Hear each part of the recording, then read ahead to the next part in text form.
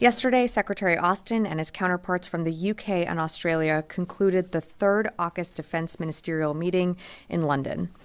In a series of meetings, the leaders reviewed progress made under the Enhanced Security Agreement over the last year and reaffirmed their commitment to the AUKUS partnership for decades to come. Together, the leaders reasserted that AUKUS offers a unique generational opportunity for our three nations to enhance our military capability, deepen our interoperability, and strengthen deterrence toward a shared vision of a free and open Indo-Pacific. The AUKUS Defense Ministers meeting communique outlining the partnership's historic progress is available on defense.gov. Switching gears, the department continues to monitor Tropical Storm Helene, which made landfall in the Big Bend area of Florida overnight as a Category 4 storm before weakening to a tropical storm. To support response efforts, Secretary Austin approved separate requests from the Florida and Georgia National Guards for a dual status commander in each state. A dual status commander is a National Guard, regular Army, or regular Air Force officer who is jointly managed by the commander of U.S. Northcom and the chief of the National Guard Bureau and is allowed by law to serve in federal and state statuses simultaneously. Florida has nearly 3,900 guardsmen, 450 tactical vehicles, 13 rotary wing assets, and 6 boats conducting emergency response missions in 21 counties around the state. North Carolina has 358 guardsmen activated, Georgia has more than 300 guardsmen on orders, and Alabama has 43 guardsmen on orders and standing by. And on the active duty side, Northcom has deployed a small team to Florida to be prepared to respond quickly to FEMA requests for assistance. As you know, this is a rapidly evolving situation. The department remains prepared to support response efforts as necessary. And for further questions about National Guard missions, I would direct you to contact the specific states in question. For active duty support efforts to FEMA, please contact U.S. Northern Command, and for service-specific evacuation efforts, it's best to contact the services directly. And last, I know you're seeing reports circulate about a strike in Lebanon. Secretary Austin spoke by phone earlier today to his Israeli counterpart, Minister Gallant. The United States was not involved in this operation, and we had no advanced warning. Minister Gallant spoke with Secretary Austin as the operation was already underway. This operation happened within the last few hours. We are still assessing the event and don't have any additional information or any further specifics to provide at this time. But with that, I'd be happy to take your questions. I don't see AP in the room. I'm going to go to the phone and then happy to come back. Lita Baldor, AP. Hi, thanks, Sabrina. A couple questions on Iraq. Will all of the troops that are currently at Baghdad and Assad be transferred to Erbil, or will some come home initially? And if so, can you give a rough estimate of the number that will actually depart the country? And then secondly, as this evolves and the U.S. pulls troops out of those areas, do you expect there will still be 2,500 troops in Iraq at the end of this? Or what is the Pentagon's rough estimate right now as to the number that will remain in the country? Thanks, Lita, for the question. So in terms of an announcement, I think we'll have more to share later today. As you know, the global coalition under Combined Joint Task Force Operation Inherent Resolve, that mission is changing from the global coalition to a bilateral security partnership with the Iraqi government. I don't have, numbers to read out and locations to share with you, but I think it's fair to say that, our footprint is going to be changing within the country, but for more specifics, I'm just not going to be able to go into those details at this time. I think we will have more to share later today, but from here, I don't have any more specifics to add. I'll come in the room. Phil. Thanks. I know you don't have a lot of information about these strikes, but it's quite an event. And can you give us any sense, first of all, whether you know if Hezbollah leader Nasrallah is alive? I don't have any information on the strike itself. We're still gathering information as this just happened a few hours ago. So I would refer you, to others to speak to this operation. I just don't have any more. Okay, and you know, since the United States is pursuing a ceasefire, Yeah. you know, what was Secretary Austin's reaction to this news as he learned of it, and what was the discussion like with his Israeli counterpart as it was going on? Well, I think, you know, as I mentioned in the top, the secretary was, well, first I would say that we were not given an advanced warning of this operation. You know, the secretary spoke with Minister Gallant when the operation was already underway. Having no involvement, having no knowledge that this strike was actually going to occur, we're still pulling for more details and trying to understand the operation itself. In terms of their conversation, I think you've heard me say it, you know, these are pretty direct conversations that he has with Minister Gallant. He has them frequently, you know, sometimes multiple calls during the day, sometimes almost every day. You know, I'm not going to get into further details of the call, but I can tell you that, you know, other than having no knowledge or no involvement of this strike, the United States, you saw announcements from the president and other world leaders. We're going to continue to urge for a diplomatic solution. We want to see, you know, tensions quell in the region, and so we're going to continue to push on that front. Did his Israeli counterpart confirm that Nasrallah was the target of the strike? I'm not going to go into more details other than what I read out at the top of the top of my remarks. Natasha. Thanks, Sabrina. How concerned is the Secretary that this latest strike on Beirut, which appeared to target Nasrallah, is going to precipitate Iran's involvement now in a broader war? And also, have any plans for a non-combatant evacuation operation now been sped up in light of these events? So I think that remains to be seen. We're still gathering information. As you know, it just happened a few hours ago. So, you know, we're still assessing, and, you know, when we have more details to share, if we can, we will. In terms of, you know, any type of evacuation, and I know you've heard me say it here before, but, you know, we plan for all types of contingencies. We are a planning organization. We have assets in the region to support, you know, any type of event. Should we need to? At this time, I don't have any more details to provide. Will.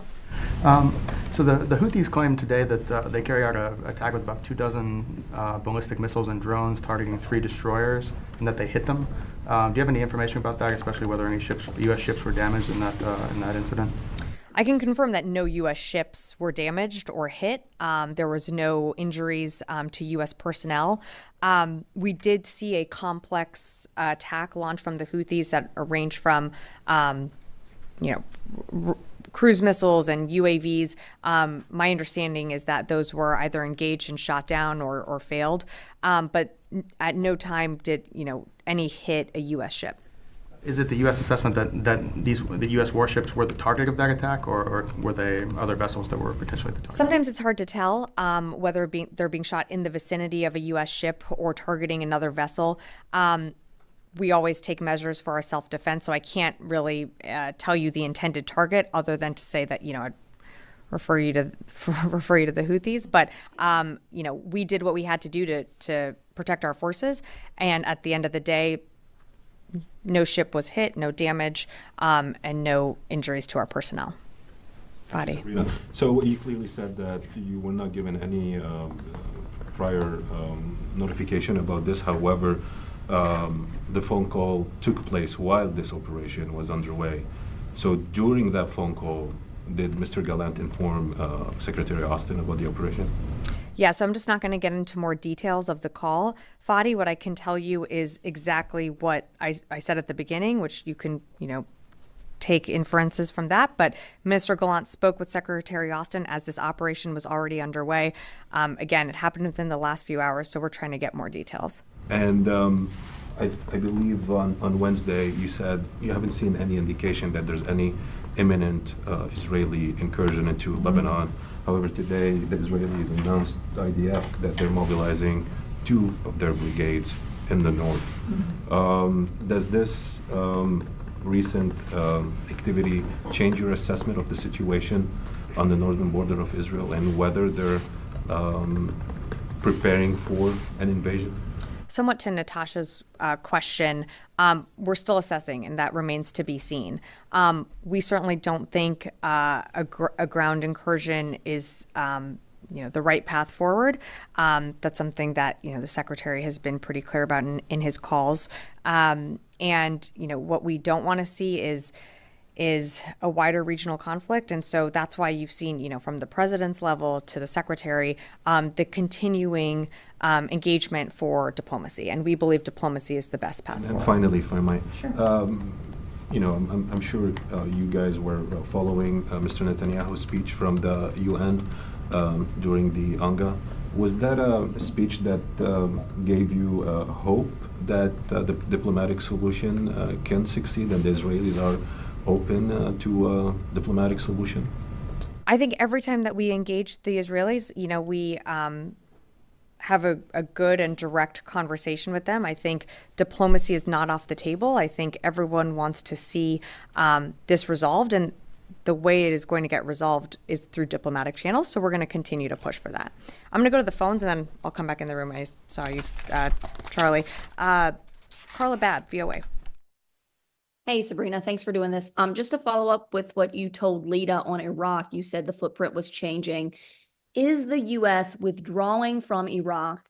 If your answer is that the U.S. is not withdrawing from Iraq, can you at least tell us how the footprint is changing, whether it's increasing or decreasing troop numbers?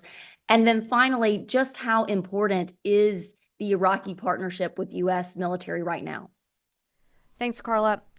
So, nope, the U.S. is not withdrawing from Iraq. Nope, I cannot get into more details on what that footprint is going to look like. Again, as I mentioned, when Lita asked her question as well, I think we'll have more details to share later today, but I'm just not going to get into details from the podium right now. In terms of our relationship with the Iraqi security forces and the Iraqi government, it's a crucial one, and it's one that we certainly value. We are in Iraq at the invitation of the Iraqi government. And our partnership has led to the success of diminishing ISIS from what it was 10 years ago to where it is today. The strongholds that they had in Iraq, they don't have those anymore, or not what they used to. So we certainly value the partnership that we had and continue to have with the Iraqi government. And this is a step in our relationship and a progress towards a bilateral security agreement. And, we'll have more details to share when we're ready. I'm going to go to the next question. Jeff Shogel, Task and Purpose. Thank you. Whether or not Hassan Nasrallah is alive or dead, the situation in the Middle East has escalated. Is the Defense Department sending any more troops, aircraft, other assets to the region? And before you had announced that the Pentagon announced a small number of troops had deployed to the region. Is there any information about how many, what units, and what type? For example, are these air defense batteries, or are these troops preparing for a possible NEO of Lebanon? Thank you. Thanks, Jeff, for the question. So no force posture changes to announce at this time. In terms of that small contingency that we've sent forward, I just don't have more details to provide at this time. Again, we are a planning organization. We plan for a wide range of different events that could occur, but I just don't have, I'm just not going to be able to get into more specifics from here. Charlie. Sabrina, thank you. I just want to drill down on the timing of the Austin Gallant phone call. You said a couple of times already, while the operation was underway. Mm-hmm. This wasn't done before the operation had begun. So as it was underway is when they spoke. That's correct.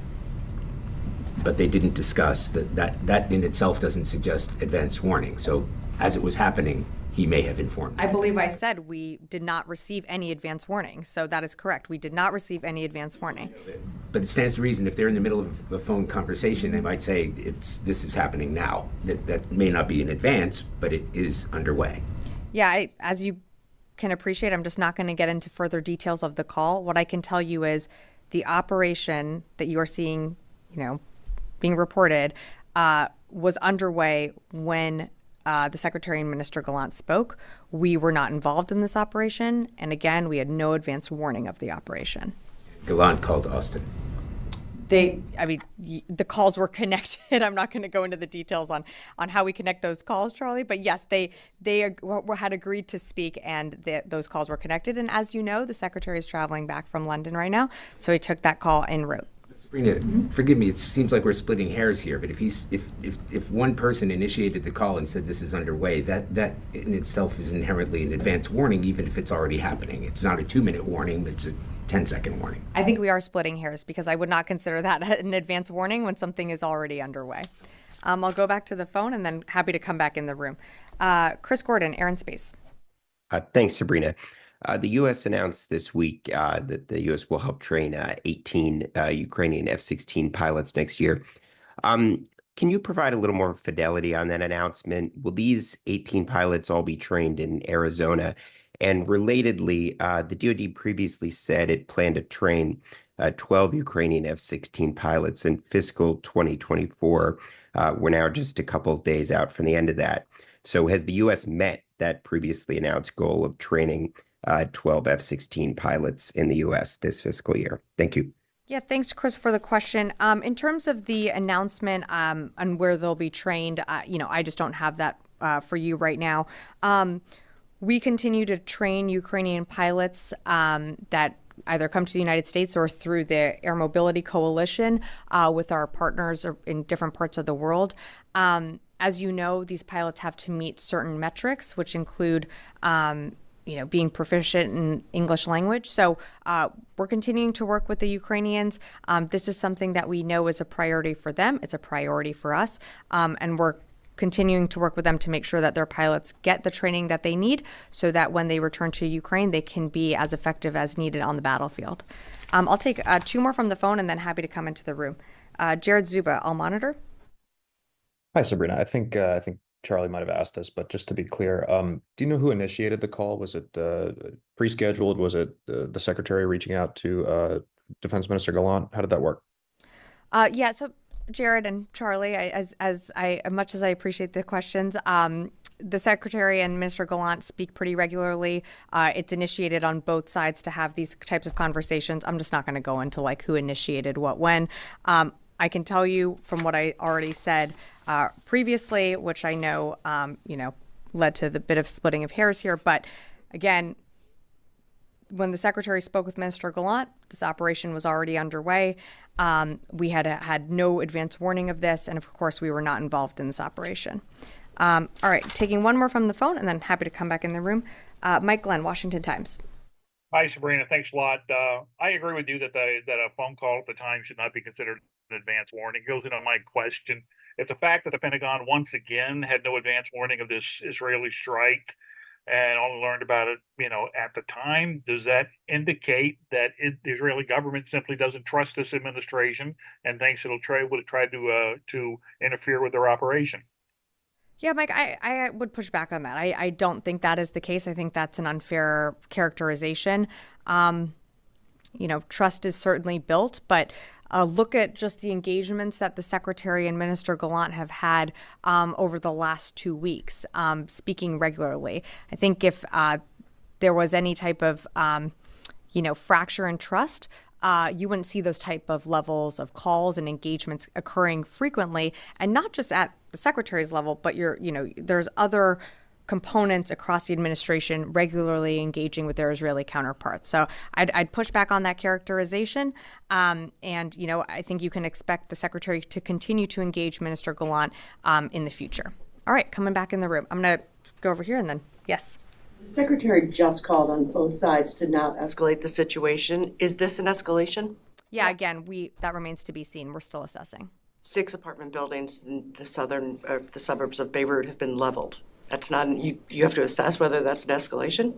You're telling me that. I do not know that to be true. So again, we are still assessing the situation. We are going to continue to have our calls with the Israelis to get more details. I appreciate the question. I hope you would also appreciate that this just happened a few hours ago. So yes, we are still doing an assessment. Rio. Japan's ruling party LDP selected former Defense Minister Ishiba as the next Prime Minister. So first, what would be the DoD's reactions to the election? And secondly, Ishiba has proposed ideas such as reviewing the US-Japan agreement on the status of forces. So what would be the US reactions to such proposal? Look, we have a great relationship with Japan. The secretary was just recently there over the summer. We look forward to working with the new government to further deepening our cooperation and building upon some of the deliverables that, in fact, you were on that trip, so you know very well some of the things that were announced, that the secretary announced in Tokyo. We certainly welcome this new administration, looking forward to working with the new Japanese government. And I'll just leave it at that. Yes, sir. Thank you, Heather. Two questions, please. One, as far as after 2+2 in New Delhi and now at the leadership of President Biden in Delaware Quad, U.S., India, Japan, and Australia, they met there. So as far as U.S.-India relations are concerned, military relations, where do we go from here now? And also at the same time, if the escalation, the threatening from China or others have gone down, or what is the future there, those nations who are a little bit threatened by China, including Taiwan and all that? So the Quad is a group of like-minded nations coming together because they believe in a free and open Indo-Pacific. That is the whole, that is one of the many purposes of the Quad. So in terms of, where does the relationship go from here? I mean, look at the extensive amount of details that, the president and the White House announced just last weekend from those high-level meetings that happened in Wilmington. I'm just not going to go through the litany of every deliverable that was announced, but I think the partnership between India and the United States is certainly strong. The engagement that you saw from the president with Prime Minister Modi and others within the Quad builds upon the foundation and principles that the Quad was founded on, which is, one of them being to ensure the free and open Indo-Pacific. But I direct you to the White House for more details of the Quad meetings. And I'm just not going to go through that from here. Second, thank you. As far as peace is going on around the globe or not, two wars are going on. One, of course, in the Middle East, and second, Russia and Ukraine. And everybody is trying to bring peace between those nations and those regions, including the Prime Minister of India tried, and now President Zelensky was in the White House yesterday, and today he's meeting with former President Trump in New York. So where do we stand? Who are behind these nations that wars are still going on? Let's say in the Middle East, who's behind? Is it Iran? Or, of course, Hamas and Abdullah, but Iran or any other nations they are involved. And as far as Russia and Ukraine is concerned, who's behind those wars there? What an interesting question. I think it's pretty clear that when the war in Ukraine started, it was, directed by Russia's head of state, and we know Vladimir Putin certainly has his agenda set on Ukraine. I don't have to go into detail the work that this administration has done to ensure Ukraine gets what it needs in order to continue to fight every single day to take back its sovereign territory. And, I'm not going to go through, a historical look back over the last 2.5 years or, the last year, but, on October 7th, a terrorist organization brutally attacked Israel, and I think what happened and unfolded since then. Yeah. I have two questions. First one, there's some reports claiming that the U.S. Cut off intelligence sharing with the Israeli regarding to the current operation in Lebanon. Do you confirm that, or are you still sharing the intelligence with them? We still regularly coordinate with the Israeli government and share intelligence. I can't, haven't seen this specific report, but when it came to, if you're talking about this operation, again, the United States was not involved in any way, and we had no advance warning. I'm just not going to get into more details on our intelligence sharing, other than that we do share intel, and generally speaking, Israel faces threats from all sides, and so of course we share information around that. And the second question regarding Secretary Austin said today that he hopes that don't see a ground incursion in Lebanon, and if that's happened, it's going to be a chance the conflict could be a regional conflict. So, did you give this message directly to the Israelis, and what's their response about what your concerns about any ground operation in Lebanon? Look, we don't want to see a wider regional war. We've been very clear about that from the beginning. The secretary continues, and I think this administration broadly continues to urge for diplomacy. We know that is the best path forward. And diplomacy cannot succeed amid, continued tit for tats back and forth. So that's what the secretary's conversations are like with Mr. Gallant. That's what he continues to urge for. And I'll leave it at that. Did you have a follow-up? One is, has anything changed? Has the department been asked to prepare for an evacuation of Americans from Lebanon? And secondly, after the call, putting aside what was said on the call, after the call between the secretary and Gallant, did the secretary do anything? Did he make any calls? Did he brief the president? Did he change alert? I'll ask for a briefing with General Kurilla at CENTCOM. What did the secretary do after this call? Thanks, Phil, for the question. So I'm just not going to get into his schedule and exactly what he did, but I think it's fair to say that you should reach out to the White House, and I know that the president has been briefed on the events that have unfolded, but I'm just not going to speak for more actions on that the secretary took. Other than that, we're continuing to monitor what's happening in the region, and that's exactly what he's doing. And he's back en route from his trip, and can do that from the plane, and will continue to do so throughout the weekend. In terms of evacuation planning, I think was that your second question? Again, we plan for all types of contingencies, all types of events anywhere in the world. Should we need to, perform any type of evacuation, we are postured to do so. We have assets in the region, but we're not. And we certainly plan for a wide range of contingencies at all time.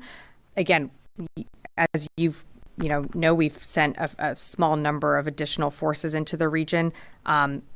We continue to be a planning organization, and from the very beginning, from October 8th on, we moved assets to the region should we need to plan for any type of event, whether it be an evacuation or something else.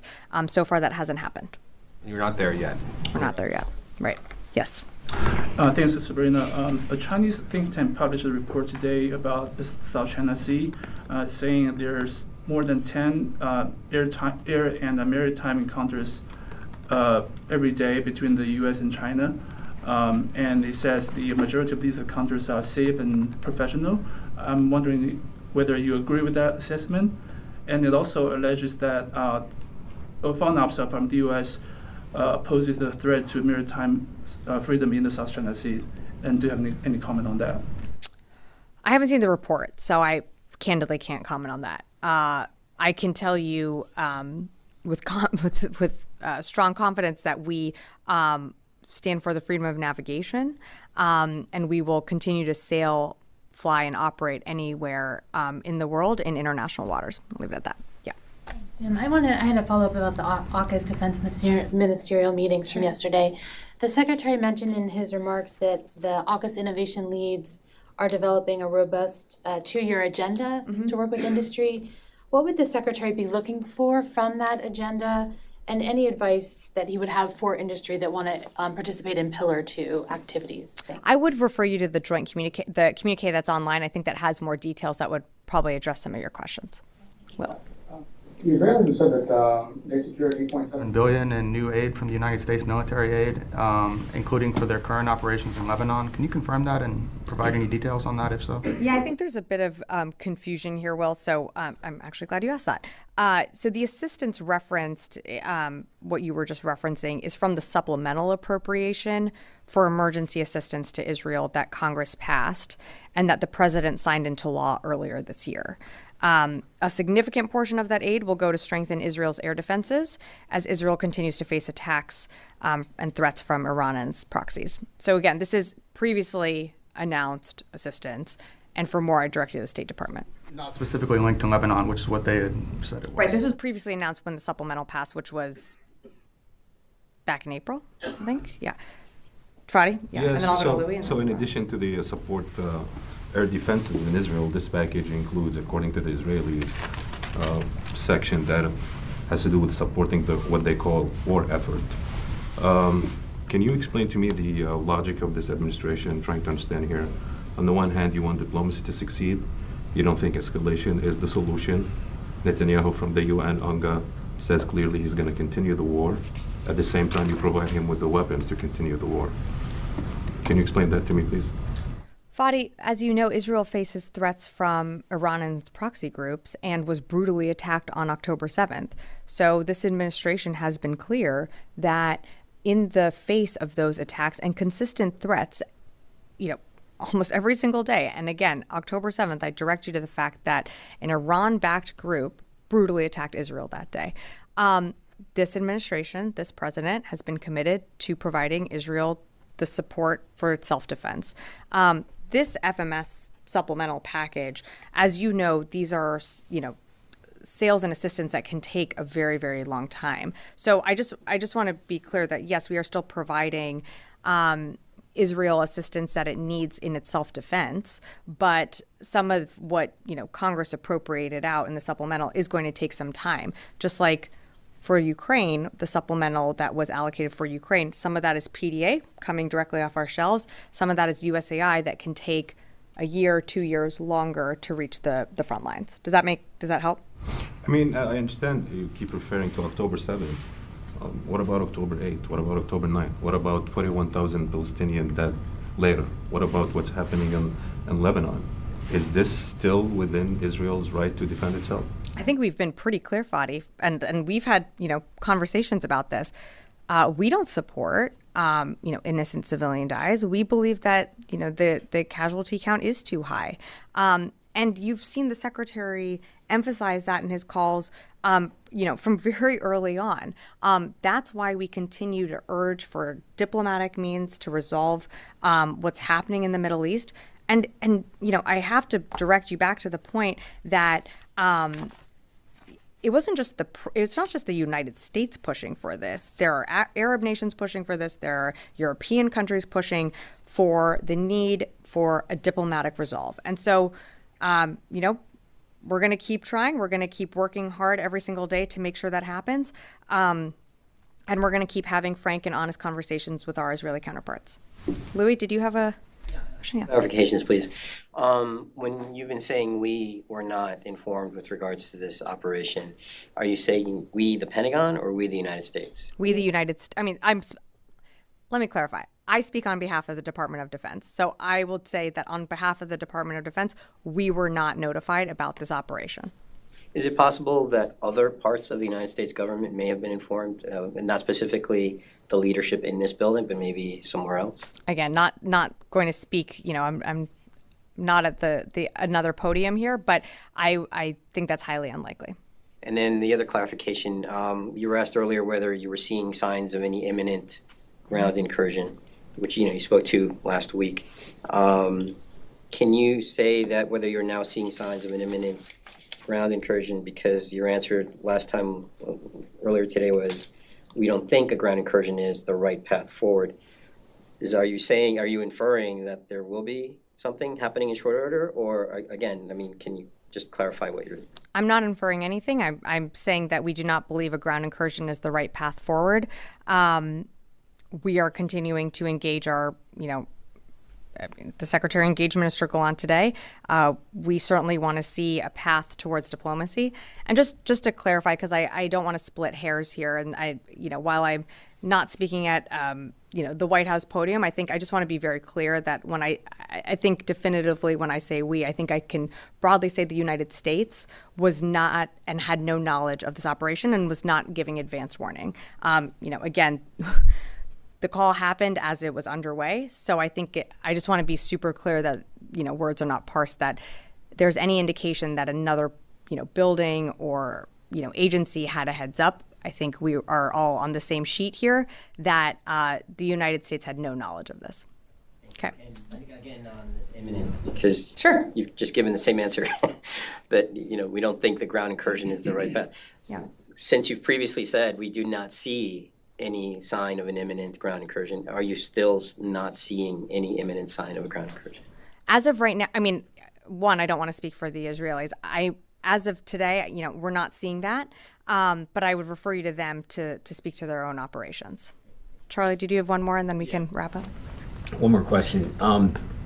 You have repeatedly said that the U.S. military has the capacity for a mass evacuation if necessary. You have the capability. As of a few hours ago, the specter of that mass evacuation might have edged closer. If you're talking about the USS Wasp and the Marines on board, all practiced and ready to do that, you may be talking as many as 80,000 Americans who are in Lebanon. The U.S. military has the capacity to mass evacuate tens of thousands of Americans as they did in 2006. The United States military has incredible capabilities, and we are an incredible force. And because of that, I'm just not going to go into speculating on a scenario that hasn't happened. What I can tell you is we plan for a wide range of different contingencies. And that's what makes us so great at what we are able to do, is because we have plans on the shelves that we can easily dust off. We practice, we do exercises, we do drills constantly that make us ready and prepared should we need to be called up for whether it be any type of event we would be ready for. Again, I'm just not going to go down the path of speculating. I can tell you that we are going to do everything that we can, of course, to defend our forces in the region, to protect U.S. citizens. But again, we're just not going to go down a hypothetical path right now. Okay. All right. Thanks, everyone.